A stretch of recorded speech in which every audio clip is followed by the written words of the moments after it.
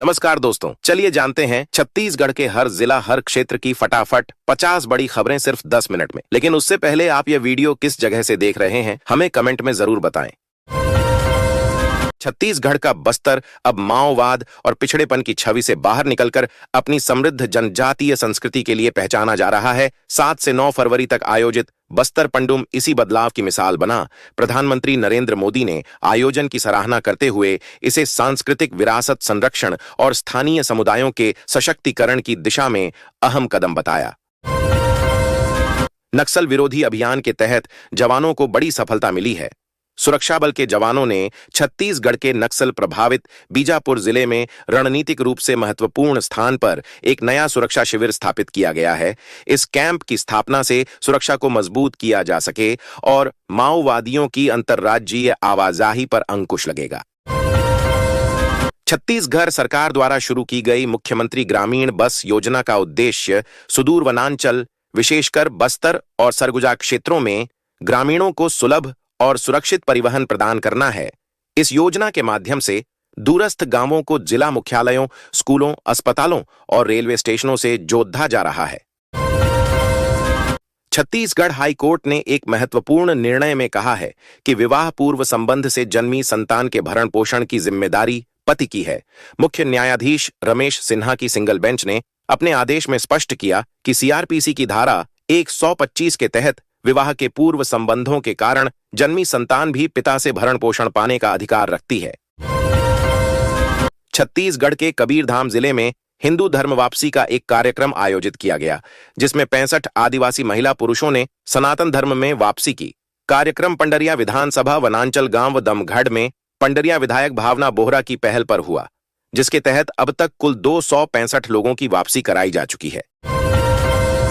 छत्तीसगढ़ की साय सरकार ने पानी के इस्तेमाल पर शुल्क बढ़ाने का फैसला किया है। पानी के नए शुल्क को लेकर जल संसाधन विभाग ने नोटिफिकेशन जारी कर दिया है और पानी की नई दरें 2 फरवरी 2026 यानी कल से ही लागू कर दी गई है। मुख्यमंत्री विष्णुदेव साय ने आज नवा रायपुर के राखी में जिला प्रशासन द्वारा संचालित प्रोजेक्ट अंतरिक्ष के तहत आयोजित अंतरिक्ष संघवारी कार्यक्रम में शिरकत की।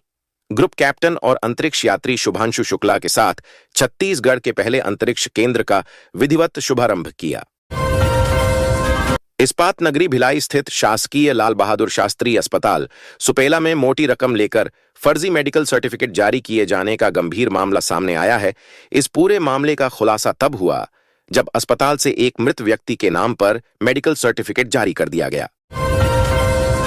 छत्तीसगढ़ के मुख्यमंत्री विष्णुदेव साय ने कहा कि राज्य में रेलवे के विकास के लिए बजट में ऐतिहासिक प्रावधान किया गया है। उन्होंने मीडिया से चर्चा करते हुए सोमवार को कहा कि राज्य में रेलवे अवसंरचना के विकास के लिए केंद्रीय बजट में 7,470 करोड़ रुपए का ऐतिहासिक प्रावधान किया गया है।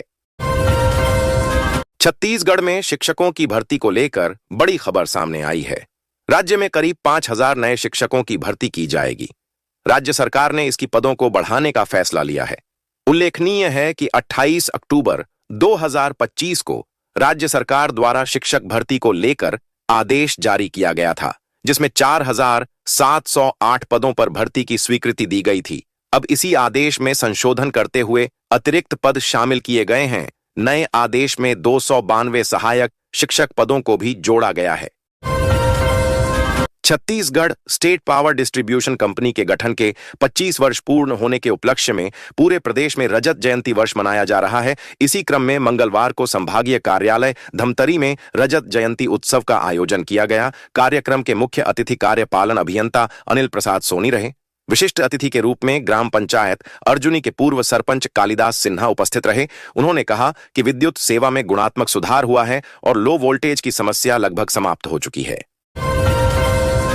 छत्तीसगढ़ में शराब की कीमतों में फिलहाल कोई बढ़ोतरी नहीं की गई है।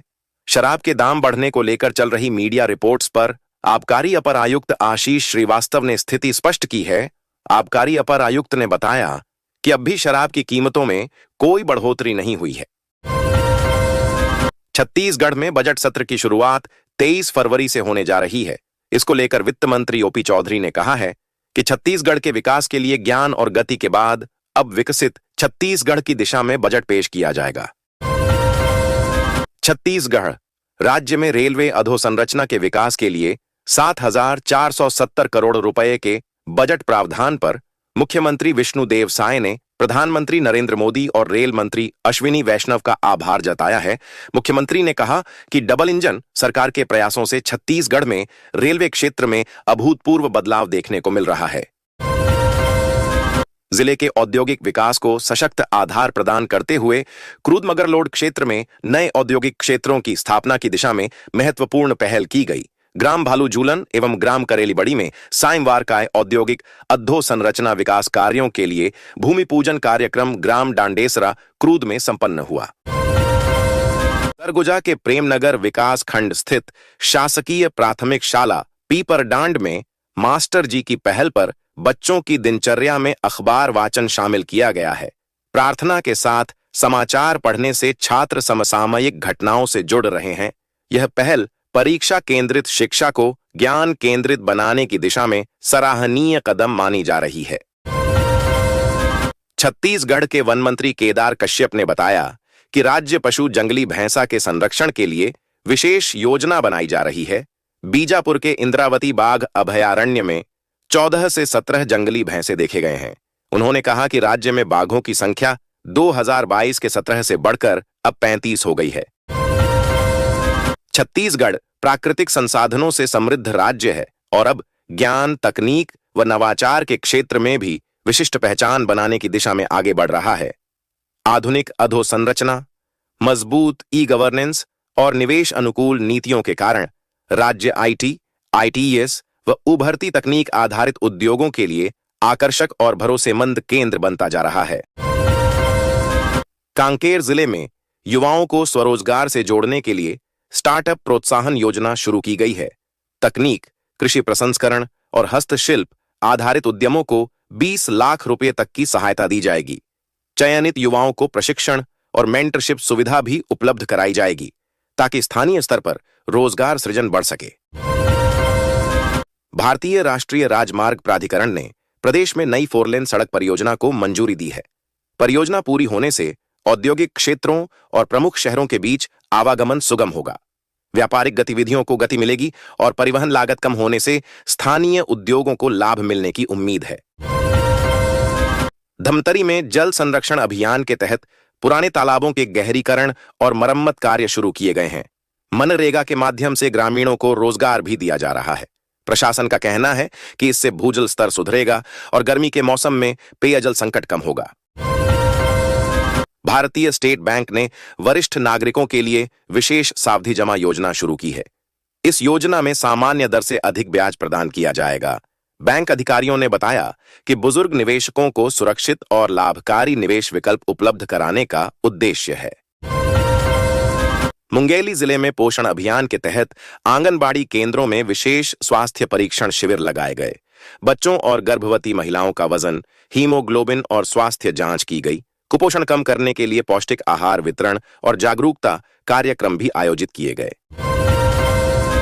छत्तीसगढ़ के बोरजरा गांव में एक खौफनाक घटना सामने आई है, जब खेल खेल में बच्चों ने रतनजोत के बीज खा लिए। इस घटना के बाद 24 से ज्यादा बच्चों ने उल्टी और चक्कर की शिकायत की, जबकि 7 बच्चों की हालत गंभीर होने के कारण उन्हें तत्काल जिला अस्पताल में भर्ती कराना पड़ा। महाशिवरात्रि महोत्सव 2026 के पावन अवसर पर छोटी काशी के ऐतिहासिक बाबा भूतनाथ मठ मंदिर में श्रद्धा और कला का अद्भुत संगम देखने को मिला। मंदिर के महंत देवानंद सरस्वती ने बताया कि बाबा भूतनाथ मंदिर में शिवलिंग पर 16वां स्वरूप छत्तीसगढ़ के प्रसिद्ध रुद्रेश्वर महादेव के रूप में उकेरा गया।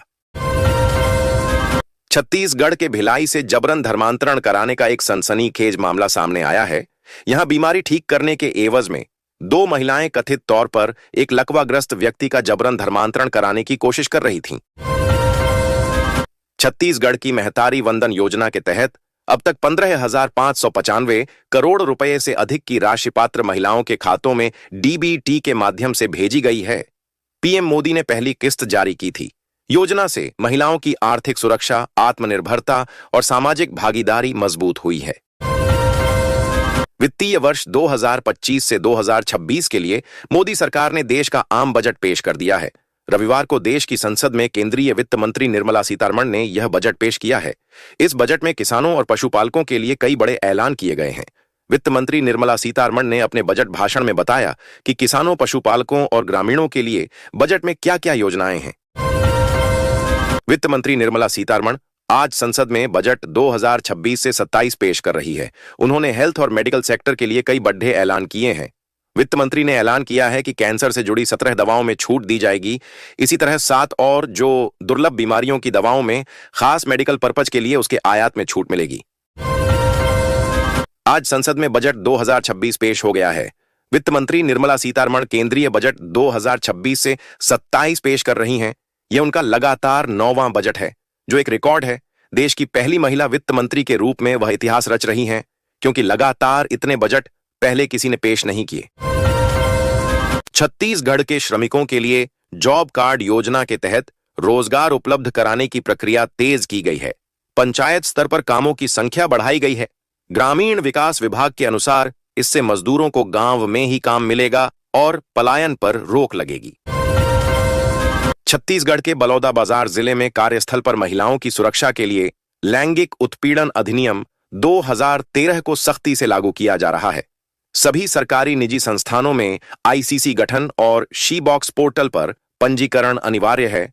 उल्लंघन पर 50,000 रुपए तक जुर्माना लगेगा। छत्तीसगढ़ के रायपुर में एक छात्र को स्कूल में कथित रूप से 100 बार उठक बैठक की सजा दी गई, जिससे उसकी तबीयत बिगड़ गई। सजा के दौरान ही बच्चे की हालत अचानक खराब हो गई। घटना के बाद स्कूल प्रबंधन और परिजनों में हड़कंप मच गया तथा मामले को लेकर चिंता बढ़ गई। प्रदेश कांग्रेस कमेटी के वरिष्ठ प्रवक्ता सुरेंद्र वर्मा ने आबकारी नीति में बार-बार बदलाव और नई शराब दुकानों के विरोध में सरकार पर निशाना साधा। उन्होंने आरोप लगाया कि 1 अप्रैल से फाइबर बोतलों में शराब बिक्री व 35 नई दुकानें खोलने का निर्णय लिया गया है, जिससे प्रदेश में नशे को बढ़ावा मिल रहा है। छत्तीसगढ़ की राजधानी रायपुर में गुरुवार को कोर्ट परिसर में उस समय दहशत फैल गई जब 2 विचाराधीन कैदी पुलिस की हिरासत से फरार हो गए। 2 कैदियों को सुनवाई के लाया गया था। कैदियों के फरार होने से राज्य की न्यायिक और जेल प्रणाली में सुरक्षा की एक और खामी उजागर हुई है। छत्तीसगढ़ सरकार ने नियमित कर्मचारियों के लिए बैंक ऑफ महाराष्ट्र के साथ एमओयू किया है। इसके तहत government pride salary saving scheme में वेतन खाता धारकों को 1.25 करोड़ तक दुर्घटना बीमा, 1 करोड़ हवाई बीमा, 10 lakh term insurance, golden hour में 1 लाख कैशलेस इलाज तथा शिक्षा व विवाह हेतु अतिरिक्त लाभ मिलेंगे। राजनांदगांव जिले में किसानों के लिए फसल बीमा जागरूकता अभियान शुरू किया गया है। कृषि विभाग गांव-गांव शिविर लगाकर योजना की जानकारी दे रहा है। अधिकारियों ने कहा कि समय पर पंजीयन कराने से प्राकृतिक आपदा की स्थिति में किसानों को आर्थिक सुरक्षा मिलेगी। गरियाबंद में पर्यटन विकास को बढ़ावा देने के लिए झरनों और प्राकृतिक स्थलों के सौंदर्यीकरण का कार्य प्रारंभ हुआ है। स्थानीय युवाओं को गाइड प्रशिक्षण दिया जाएगा। प्रशासन का कहना है कि इससे रोजगार के अवसर बढ़ेंगे और ग्रामीण अर्थव्यवस्था को मजबूती मिलेगी। सुकमा जिले में सुरक्षा और विकास समन्वय बैठक आयोजित की गई। अधिकारियों ने सड़क, स्वास्थ्य और शिक्षा परियोजनाओं की समीक्षा की। दूरस्थ गांवों में बुनियादी सुविधाएं पहुंचाने के लिए विशेष कार्य योजना तैयार की गई है, जिससे ग्रामीणों को तेजी से लाभ मिल सके। बालोद में स्वच्छता अभियान के तहत नगर पंचायत ने घर-घर कचरा संग्रहण व्यवस्था को सुदृढ़ किया है। नागरिकों को गीला और सूखा कचरा अलग रखने के लिए जागरूक किया जा रहा है। उल्लंघन करने वालों पर जुर्माने की कार्रवाई भी की जाएगी। कोरिया जिले में शिक्षा गुणवत्ता सुधार कार्यक्रम के अंतर्गत शिक्षकों के लिए विशेष प्रशिक्षण कार्यशाला आयोजित की गई। नई शिक्षण तकनीकों और डिजिटल साधनों के उपयोग पर जोर दिया गया। विभाग का लक्ष्य है कि ग्रामीण स्कूलों में भी आधुनिक शिक्षा पद्धति लागू की जाए। जशपुर जिले में लघु वनोपज प्रसंस्करण केंद्र स्थापित करने की तैयारी शुरू हुई है।